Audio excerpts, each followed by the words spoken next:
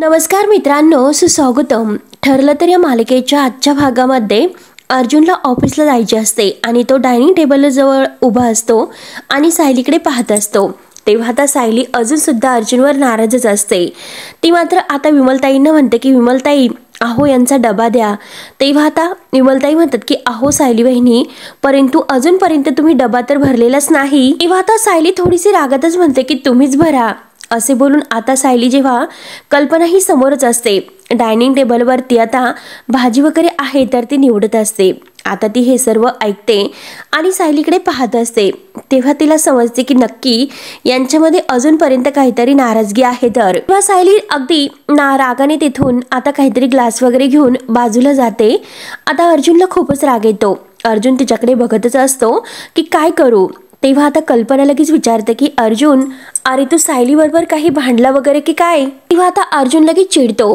अर्जुन म्हणतो की हे मात्र तुमचं बरं आहे, कारण मीच भांडतो फक्त, तुझी ती सून अजिबात भांडू शकत नाही असं आहे का काही. त्यावर आता कल्पना म्हणते की हे पग चूक जरीही कुणाची असली तरी सुद्धा अर्जुन सॉरी तर तुलाच म्हणावं लागेल. अरे मग हे पग आमच्या सुखी संसाराचं हेच तर रहस्य आहे. तर तेव्हा अर्जुन विचारतो की म्हणजे काय. तर कल्पना म्हणते की जर मी चिडले आणि हे पग तुझे डॅड आहे ना, ते लगेच मला सॉरी म्हणून टाकतात.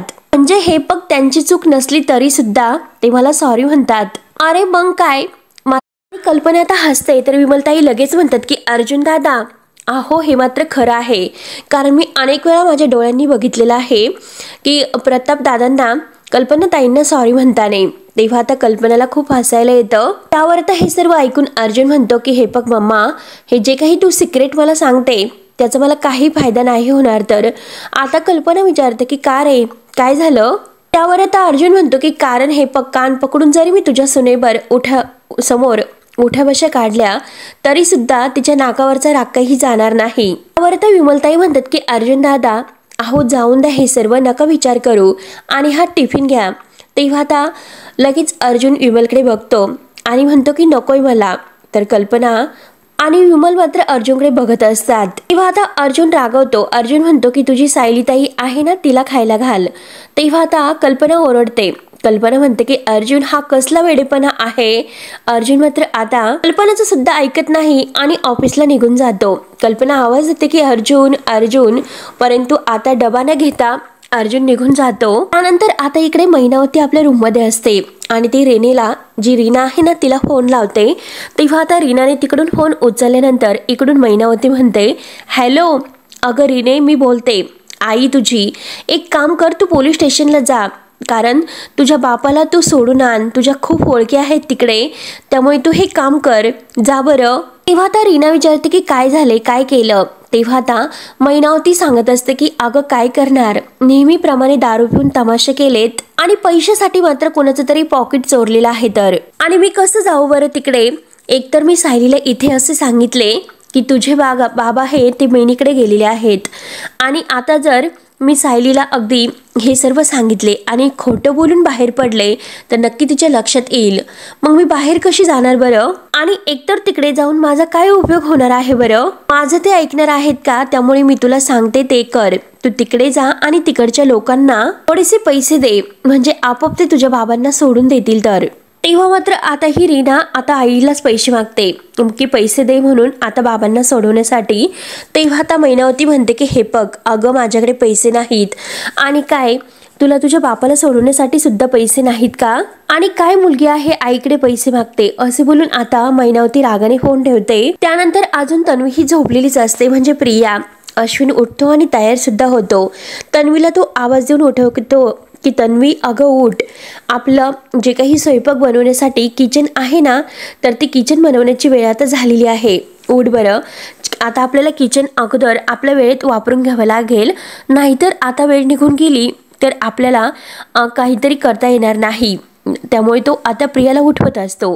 प्रिया तर गाढ झोपेत असते. तेव्हा आता अश्विन पुन्हा तिला आवाज देतो की तन्वी अगं उठ, मला निघण्यासाठी उशीर होतोय. तेव्हा आता ही प्रिया उठते आणि म्हणते की काय खाणार आहेस, मी बाहेरून ऑर्डर करते. तेव्हा आता अश्विन म्हणतो की म्हणजे तू आज सुद्धा ऑर्डर करणार आहे. तर आणि हे बघ, तर प्रिया हो असं म्हणते. तर अश्विन म्हणतो की मला तर बरेच दिवस झाले की आठवत नाही की घरचं जेवण मी कधी जेवलो होतो. तेव्हा आता प्रिया म्हणते, अरे मी स्वयंपाक कधी करू बरं? सायली सतत किचनमध्ये असते आणि जरीही आता स्वयंपाक करण्याची वेळ माझी असेल तरी सुद्धा तीच घुसलेली असेल तर. तेव्हा अश्विन म्हणतो की एक काम कर, तू किचनमध्ये जाऊन तर बघ.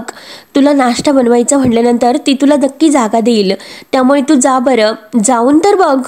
आणि तन्वी एक गोष्ट लक्षात घे, सायलीला सुद्धा आता किचनमध्ये जाण्याची बंदी झाली होती. तिला सुद्धा काहीतरी वेळच होता त्यांचं जेवण बनवण्यासाठी. तर आता मात्र मला नाही आठवत की त्यावेळेत मात्र दादा कधी उपाशी बाहेर पडला म्हणून. मित्रांनो, बरोबर आता अश्विन हा प्रियाला टोमणा मारतो. प्रिया आता अश्विनकडे पाहत असते. त्यानंतर आता इकडे सदाला पोलीस चांगलेच आता मारत असतात आणि दारू पिऊन पॉकेट मारतो. तुला किती वेळेस सांगितलं की दारू पिऊन जाऊ नकोस, नाहीतर तू दारू पिऊन हे सर्व काम वाईट करत असतो. तेव्हा आता हवालदार मात्र इन्स्पेक्टरच्या सांगण्यावरून आता ह्या लोखंडाला चांगलेच मारत असतो. लोखंडे रडतच आता हात जोडत विनवण्या करतो की मारू नका म्हणून. इन्स्पेक्टर म्हणतात की तुला किती वेळेस समजावले, परंतु तू ऐकायला काही तयार नाहीत. आणि ह्या पोलीस स्टेशनमध्ये तुझं आता दुसरं घरच झालेलं आहे, कारण असं कित्येक वेळेस तू चोऱ्या करतो आणि पोलीस स्टेशनला येतो. तर तेव्हा आता हा खूप विनवण्या करतो, अगदी आई शपथ घेतो आणि मी खरंच दारू सोडली हो, जमलं तर साहेब तुमची शपथ घेतो. तेव्हा आता इन्स्पेक्टर रागावतो. इन्स्पेक्टर म्हणतो की हे बघ, माझ्या खोट्या शब्दा घेऊ नकोस, कारण हे तुझ्यासारखे माणसं आहेत ना, ते कधीही सुधरत नसतात, याचा आम्हाला चांगला अनुभव आहे. आणि आता इन्स्पेक्टर पुन्हा हवालदारावर ओरडतात की तुम्ही मारणं थांबू नका, त्यांना मारत राहा. म्हणून आता हवालदार सदाशिवला पुन्हा मारत राहतो आणि त्याच्या आणखीन एका जोडीदाराला सुद्धा. आणि तेवढ्यात दुसरा हवालदार येतो आणि इन्स्पेक्टरांना बाहेर कोणीतरी बोलावलेलं आहे म्हणून आता अर्जुन तिथे आलेला असतो. तेव्हा आता इन्स्पेक्टर जाताना म्हणतो की मार चालूच ठेवा, मार अगदी मारायचं बंद करू नका. तर आता सदाशिव खूप विनवण्या करतो, परंतु आता त्याला चांगली शिक्षा इन्स्पेक्टरांनी केलेली असते. त्यानंतर आता अश्विन इकडे असं म्हटल्यानंतर प्रियाला खूपच राग येतो. प्रिया लगेच अश्विनला उत्तर देते की हेच ऐकायचं बाकी होतं, कारण दीर मात्र त्याच्या लाडक्या वहिनीची बाजू घेतो. तर तू आमच्या दोघीमध्ये कंपेअर करतो का, तुलना करतोस का? तेव्हा आता अश्विन म्हणतो की हे बघ, मी तुला असे काही म्हणत नव्हतो, जे रिअली आहे ते मी तुला सांगतो.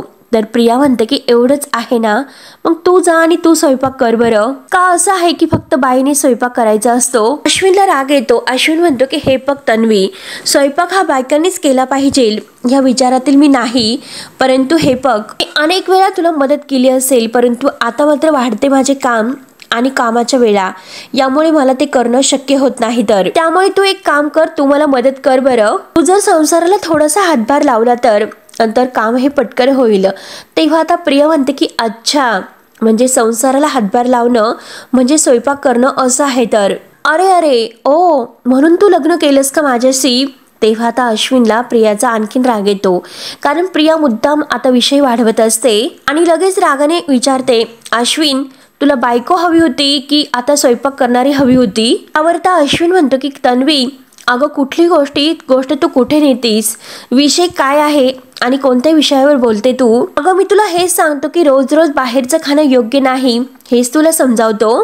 अश्विन म्हणतो की मी पेशंटला रोज सांगत असतो की आता बाहेरचं खाऊ नका, घरातील अन्न खात जा, मग आता मात्र मी असे का सांगू बरं, मीच बाहेरचं अन्न खातो? तेव्हा आता प्रिया रागावते आणि ते जे तुझं आहे ते तू बघून घे, परंतु मी 24 तास मात्र किचनमध्ये नाही राहणार, असे आता स्पष्ट उत्तर देते. तर अश्विन तिला पुन्हा टोमणा मारत बोलतो की अगं 24 तास काय, 24 सेकंद जरी गेली ना तर बरे होईल, तर बाहेर लगेच मी पेढे वाटेल. तर आता अश्विन आणि प्रिया ह्या दोघांमध्ये खूपच वाद होतात. अश्विनला आता खरं या प्रियाचं रूप समजायला सुरुवात होते. रागाने तो आपली बॅग घेतो आणि आपल्या ड्युटीला निघून जातो. तर प्रियाला खूपच त्याचा राग येतो. त्यानंतर आता इकडे चैतन्य आणि अर्जुन इन्स्पेक्टरना भेटण्यासाठी पोलीस स्टेशनमध्ये येतात. तर आता इन्स्पेक्टर साहेब म्हणतात की चैतन्य सरांचा कॉल आला होता, तेव्हाच मात्र मी त्या पेरने जे काही आहे ना त्यांच्याबद्दलची फाईल वगैरे आहे तर ती काढून ठेवली होती आणि त्यात त्या व्यक्तींचे स्टेटमेंट सुद्धा आहे. तर अर्जुन म्हणतो की ठीक आहे, थँक्यू सो मच. परंतु हे बघा, आज मात्र मी एका वेगळ्याच कामासाठी आलो आहोत. आता चैतन्यला लगेच अर्जुन मात्र मोबाईल मधील आता एक कपल आहे तर त्यांचा फोटो दाखवतो तो इन्स्पेक्टर साहेबांना आणि विचारतो की ह्या फोटोमध्ये जे मागे एक कपल आहे त्यांचं काही बॅकग्राऊंड आपल्याला शोधता येईल का, किंवा मात्र हा मैनावती आणि सदाशिव लोखंडे यांच्या फॅमिलीचा फोटो असतो. तर आता इन्स्पेक्टर साहेब तर बघतात आणि लोखंडे सदाशिव आहे तर तो आता यांच्या ताब्यातच असतो. आता इन्स्पेक्टर म्हणतात की यांचे काही केस आहे का, दारू पिऊन काही तमाशा यांनी घातला का. तेव्हा आता अर्जुन आणि चैतन्य इन्स्पेक्टर साहेबांकडे बघतात तर अर्जुन म्हणतो की असे काही नाही, कारण तुम्ही असे का म्हणालेत, असं का विचारलं तुम्ही. त्यावर आता इन्स्पेक्टर म्हणतो की करून करून दुसरं तर हा काय करणार आहे बरं. कारण आता सदाशिव लोखंडेला इन्स्पेक्टर चांगलंच ओळखतो की नक्की तो काय करत असतो. आणि आता इन्स्पेक्टर मालवणकर यांना आवाज देतो आणि त्या हवालदारांना त्या दोघांना घेऊन यायला सांगतो. सदाशिव लोखंडे आणि त्याचा तो मित्र चैतन्य आणि अर्जुन एकमेकांकडे धक्क्याने पाहतच असतात की नक्की मॅटर काय आहे हेच त्यांना काही कळत नसते. आणि तेवढ्यात आता हवालदार सदाशिवला घेऊन येतात. आता सदाशिवच्या अंगावर चांगले बळ असतात. हे आता अर्जुन जेव्हा सदाशिवला बघतो त्याला तर धक्काच बसतो, कारण सदाशिव आता गावाला गेलेला आहे असे तर मैनावतीने सांगितले आणि सदाशिव तर आता इकडे पोलीस स्टेशनला आहे. हे बघून आता अर्जुनच्या सर्व काही लक्षात येते. तर आता सदाशिव अर्जुनकडे बघतो आणि खाली मान घालतो. तर अर्जुन म्हणतो की तुम्ही इथे. तेव्हा आता इन्स्पेक्टर साहेब अर्जुनला म्हणतात की तुम्ही ज्यांचा फोटो मला दाखवला होता तर हा सदाशिव लोखंडे, 2 दिवसापासून तो आमच्या ताब्यात आहे. तर आता अर्जुन हा खोटं पकडतो. आता अर्जुन सारखा सदाशिवकडे बघतच असतो. पुढे सांगतात की दारू पिऊन रस्त्यामध्ये हा तमाशा घालत असतो आणि तेव्हाच त्याला आम्ही पकडले. तेव्हा लगेच आता अर्जुन म्हणतो की काय सांगतात इन्स्पेक्टर साहेब तुम्ही. त्यानंतर इन्स्पेक्टर पुढे सांगतात की त्याला आणखीन काही पैसे हवे होते, त्यासाठी त्याने एका दुकानची काच फोडली आणि तेथे सुद्धा त्याने पळ काढला आणि तेथून पुढे आल्यानंतर त्याने पुन्हा एक पॉकेट मारलं आणि नशीब म्हणजे ज्याचं पॉकेट त्याने मारलं ना तर त्या माणसाने त्याला आमच्या ताब्यात दिले. तर पण नेमकं तुम्ही यांच्याविषयी का विचारतात आणि तुमची केस नेमकं काय आहे. तेव्हा आता अर्जुन तर पूर्णपणे शॉक होतो, कारण लोखंडाबद्दल आता वेगळंच काहीतरी आणखीन अर्जुनच्या समोर सत्य येते. तुमच्याकडे त्यांचं काहीतरी रेकॉर्ड असेलच, कारण ह्यावेळेस मात्र तो 2-3 महिन्याने आमच्याकडे आला. तर तेव्हा आता अर्जुन थोडासा खाली मान घालतो आणि म्हणतो की इन्स्पेक्टर साहेब काय सांगायचं, लोखंडे आहे तर ते माझे सासरे आहेत. आता हे सर्व ऐकल्यानंतर इन्स्पेक्टर म्हणतात की काय बोलतात अर्जुन सर. आणि आता पुन्हा लोखंडे जवळ येतात आणि लोखंडेला म्हणतात की हे बघ, अरे तुझी मुलगी आता म्हणजे यांच्या घरची सून आहे, सुभेदारांच्या घरची, कशाला हे धंदे करतात आणि जावायची लाच काढतात. तर त्यावर आता चैतन्य म्हणतो की इन्स्पेक्टर साहेब यांच्या जामिनाची जी काही आता ही चौकशी असेल ती आम्हाला सांगा, आम्ही सर्व काही करतो आणि यांना आमच्या ताब्यामध्ये सोडून द्या. तेव्हा आता इन्स्पेक्टर साहेब म्हणतात की काही गरज नाही त्याची, कारण गेल्या 2 दिवसापासून त्याने आमचा पाहुणचार सोडलेला आहे. तर आम्ही त्यांना सोडणारच आहोत, तुम्ही अगदी त्यांना घेऊन जाऊ शकतात. तेव्हा आता अर्जुन इन्स्पेक्टर साहेबांना थँक्यू असं बोलतो. तर आता इन्स्पेक्टर मालवणकर यांना सदाशिवला सोडून द्यायला सांगतो आणि प्रोसेस सुरू करायला सांगतो. तर हवालदार म्हणतो की ठीक आहे. त्यानंतर आता सायली पूर्णाजीच्या रूम मध्ये येते. तर पूर्णाजीने आता कपाटातील सर्व साड्या काढून बेडवर ठेवलेल्या असतात. सायली हे सर्व पाहते आणि पूर्णाजीला विचारते की पूर्णाजी, अहो काय झालं, तुम्ही इतक्या सर्व साड्या का काढून ठेवल्यात बरं. त्यावर तर पूर्ण हसते आणि म्हणते की सायली, अगं जरा कपाट आवरत होते आणि असं वाटलं की पाहता क्षणी जरा कॉटनच्या साड्या आहेत ना तर त्या बाजूला ठेवून द्याव्यात. अगं हे बघ ना, अस्मिताचं बाळ येणार आहे, त्यामुळे आता त्यासाठी मात्र असं मौसूद असणारे अस्मिताच्या बाळासाठी ते दुपटी शिवायला नको का, मग त्यासाठी आजीच्या मौसूद साड्या नको का, म्हणून आता आजीची ते तयारी सुरू असते. तर आता सायली म्हणते की त्यासाठी मात्र मामी सुद्धा आता मदत करणार. आणि हे बघा पूर्णाई, अगोदर औषध घ्या बरं. म्हणून सायली पूर्णाईला गोळ्या वगैरे देऊन आता दूध प्यायला देते आणि आता ती त्या साड्या वगैरे आहेत तर त्या अगदी आवरायला घेते. आणि तेवढ्यात मात्र सायली त्या साड्या पाहते. पूर्णाजीला म्हणते की खरंच किती साड्या ह्या छान आहेत, म्हणून प्रत्येक साडीवरून हात फिरून प्रत्येक साड्या पाहत असते. आणि तेवढ्यात आता तिला एक गोधडी त्यात सापडते आणि विचारते की पूर्णाजी, ही गोधडी यांची आहे का हो. तेव्हा आता पूर्णाजी म्हणतात की अगं सायली, या घरातील प्रत्येक गोष्ट ही तुझ्या यांची नसते बरं का. तर सायलीला हसू येते. तर आता पूर्णाई म्हणते की प्रतिमाची गोधडी आहे ती. शाळेत असताना मात्र प्रतिमा इथे राहायला आली होती आणि या गोधडीशिवाय मात्र त्या बिचारीला काही झोप येतच नव्हती. तेव्हा लगेच आता सायली विचारते की म्हणजे बिचारीला, तेव्हा आता पूर्णाई म्हणते की अगं बिचारी नाही तर काय, मग काय म्हणायचं बरं, कारण लहान असताना मात्र तिने आपल्या आईबाबांचा मृत्यू पाहिला होता आणि मग मी तिला इकडे घेऊन आले. रात्र रात्र ती झोपत नव्हती आणि जरीही तिला डोळा लागला तर दचकून मात्र तिला जाग यायची. त्यावर आता सायली विचारते की पूर्णाजी, अहो म्हणून तुम्ही त्यांच्यासाठी ही गोधडी शिवली होती का, त्यांच्या साडीची, म्हणजे तुमच्या साडीची? तेव्हा लगेच आता पूर्णाजी म्हणते की हो ग, हे बघ तिच्यासाठी मात्र मला तिची आईच व्हावं लागलं आणि अशा छोट्या छोट्या गोष्टीमधून मी तिच्यावर माया आणि प्रेम करू लागले आणि त्यातूनच मात्र, आणि तेव्हा कुठे ती 13-14 वर्षाची असताना सावरत गेली, म्हणजे ती सगळं काही विसरली आणि आता आमच्या घरामध्ये अगदी मग्न झाली होती. तोपर्यंत मात्र ती गोधडी आणि ती असे घट्ट मैत्रिणी झाल्या होत्या. प्रतिमा त्याचा एक किस्सा मात्र आता पूर्णाई सायलीला सांगते. तेव्हा तर सायली अगदी मन देऊन ऐकत असते. त्यावर तर पूर्णाई म्हणते की अगं म्हणूनच तिची ही गोधडी मी आतापर्यंत जपून ठेवली. तर तेव्हा आता त्या गोधडीवरून मायेचा स्पर्श हात आता फिरवताना सायलीला आता ह्या वाढदिवसाचे क्षण आठवतात की ज्या दिवशी प्रतिमा आत्याने सायलीला केक भरवला आणि आता तो केक सायली आणि प्रतिमा आत्याने अर्जुन म्हणजे रविराज सरांना भरवला. हे सर्व क्षण आता सायलीच्या डोळ्यासमोर येतात. त्यानंतर प्रतिमा आत्या ही रविराजला म्हणलेली असते की रविराज, अहो तन्वी सुद्धा हेच करायची की माझा जो काही हातातील केक आहे तर तो माझ्या हाताला धरून तो तुकडा तुम्हाला भरवायची. तर तुम्हाला आठवते का, म्हणजे प्रतिमा आत्याला हे सर्व आठवले होते. इतका वर्षाचा भूतकाळ आता प्रतिमा आत्याला आठवतो. हे लक्षात आल्यानंतर आता सायली पूर्णाजीला म्हणते की पूर्णाई, आणि सायली उठून पूर्णाजी जवळ येते आणि म्हणते की हे बघा, प्रतिमा आत्यांना आता सर्व काही आठवायला लागलेलं आहे, तर त्यांनाही त्यांची जुनी मैत्रीण सुद्धा आठवेल का, आणि जर ह्या गोधडीमुळे त्यांना सगळं काही आठवायला मदत झाली तर? तेव्हा आता पूर्णाजी खुश होत म्हणतात, जर असं झालं ना सायली, अख्ख्या पनवेलला मी पेढे वाटेल ग.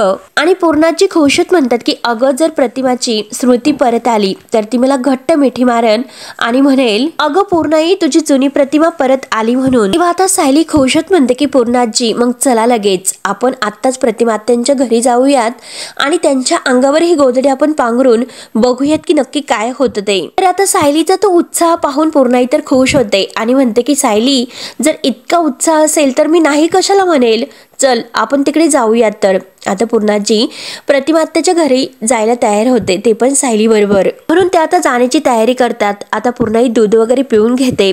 सायलीला इतका आनंद झालेला असतो की तिकडे त्या घरी जायचं म्हटल्यानंतर. त्यानंतर आता अर्जुन चैतन्य सदाशिवला आता सोडवतात आणि त्याला गाडीजवळ घेऊन येतात. अर्जुन सदाशिवशी एकही शब्द बोलत नसतो. त्याला इतका राग आता ह्या म्हणजे सदाशिव आणि मैनावतीचा आलेला असतो की किती खोटं बोलतात हे लोक. खूपच सदाशिववर चिडतो. तुम्ही नेमकं काय करतात हे तुम्हाला माहिती आहे का, म्हणजे तुम्ही कायम चोऱ्या करतात. तर असं इन्स्पेक्टर आता सावंत सांगत होते. आता सदाशिव पुन्हा खोटं बोलतो आणि म्हणतो की मी नेहमी नाही करत जावई बापू. तेव्हा आता अर्जुनला आणखीन राग येतो. अर्जुन म्हणतो की हे बघा खोटं बोलू नका तुम्ही, आणि हे बघा इन्स्पेक्टर सावंत कधीही खोटं बोलत नसतात, त्यामुळे तुम्हीच आता तुमचं हे खोटं बोलणं थांबवा. तर अर्जुन खूपच भडकलेला असतो. तेव्हा आता चैतन्य म्हणतो की अर्जुन जरा शांत हो, मी बोलतो त्यांच्याशी. चैतन्य आता सदाशिवला म्हणतो की हे बघा सुभेदार फॅमिलीचं स्टेटस काय आहे हे तुम्हाला माहितीच असेल. गेल्या काही दिवसापासून तुम्ही पाहतात तरी सुद्धा असंच वागतात का? घरी गेल्यानंतर आता तुम्ही तुमच्या मुलीला काय उत्तर देताल, आणि तुम्ही प्रत्येक वेळेस खोटेच बोलतात का? तेव्हा आता सदाशिव रडण्याचं नाटक करत म्हणतो की नाही हो, हे बघा जावई बापू मला माफ करा हो, आणि जावई बापू तुम्हाला कसं सांगायचं की आता पोटासाठी काही पण करावे लागते.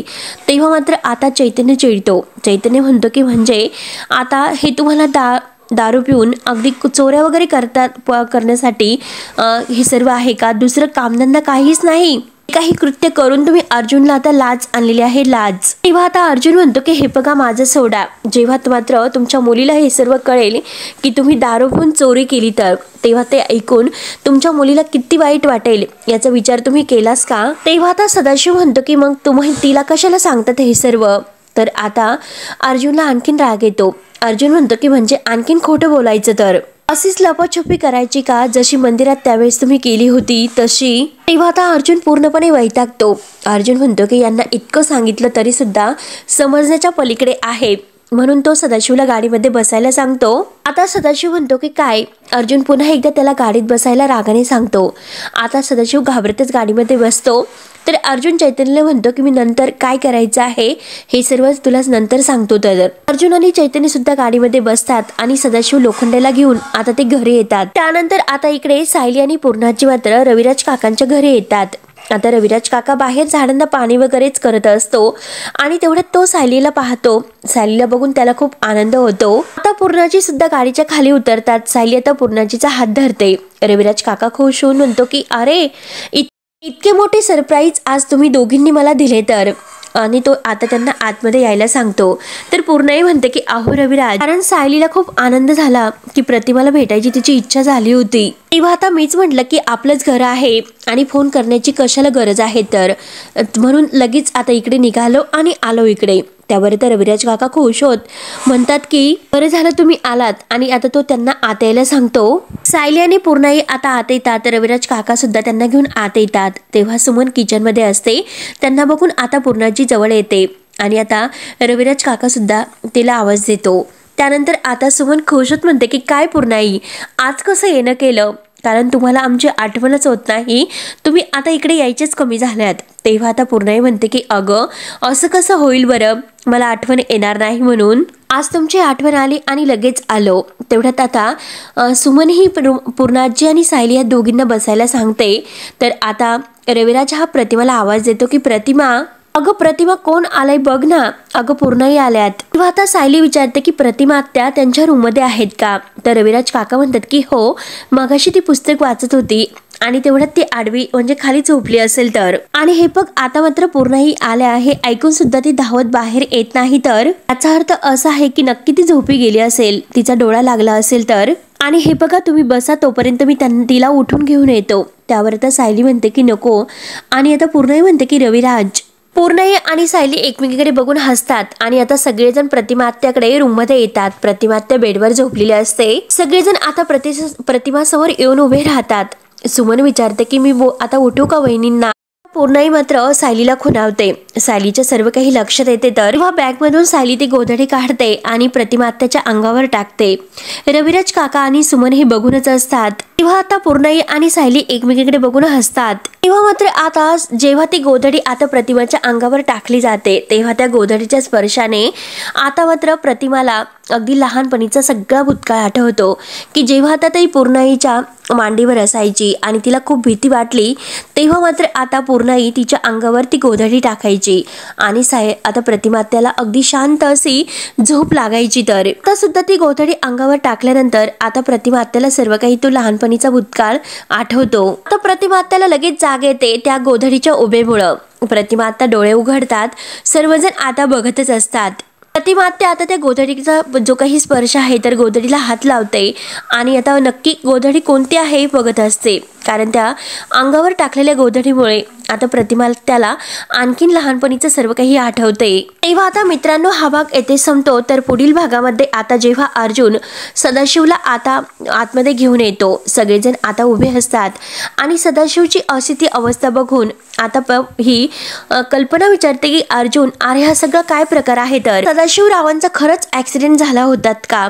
तेव्हा मात्र आता अर्जुन काही सांगायला तयार नसतो। तर कल्पना म्हणते की अर्जुन खरं काय आहे ते सांग। त्यावर तर अर्जुन लगेच म्हणतो पोलिसांनी त्यांना मारलेला आहे। तेव्हा आता हे ऐकून सगळ्यांना धक्का बसतो। त्यानंतर आता इकडे सायली मधुहूंना भेटायला येते आणि मधुहूंचा हात हातामध्ये धरते आणि म्हणते की मधुहो, तुमची खरंच खूप आठवण येते तर, आणि हे बघा आता सगळेजण म्हणतात की सदा लोखंडे आणि मैनावती माझे आई बाबा आहेत, मग खरंच मधुहो तुम्हीच सांगा की ते लोखंडे माझे आई बाबा आहेत का। आणि आता असं म्हटल्यानंतर मधुहूंना हेच सांगायचं असतं की सायली ते तुझे आई बाबा नाहीत म्हणून, तुझे आई बाबा आहेत तर ते रविराज काका आणि प्रतिमा आत्या। परंतु आता हे सांगत असताना मधुहूंचा जो काही आता ऑक्सिजनची लेवल आहे खूप वाढलेली असते आणि सायली डायरेक्ट आता घाईने डॉक्टरांना आवाज देते आणि मधुहूंना अगदी त्वरितच लगेच आता उपचार सुरू होतात की आता मधुहूंना सायलीला काहीतरी सांगायचे आहे हे सायलीच्या लक्षात येते। तर मित्रांनो आता पुढे काय होईल हे बघण्यासाठी आपल्या चॅनलला नक्की सबस्क्राईब करत राहा। धन्यवाद।